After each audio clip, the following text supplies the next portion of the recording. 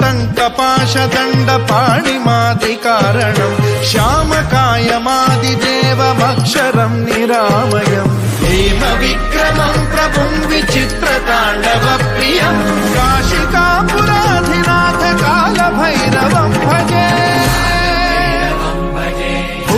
मुक्तिदायकम् प्रशस्तचारु विग्रहम् भक्तवत्सलम् स्थितम् समस्तलोकविग्रहम् विनिक्वणम् मनोज्ञ हेम किङ्किणील सत्कटिम् काशिकापुर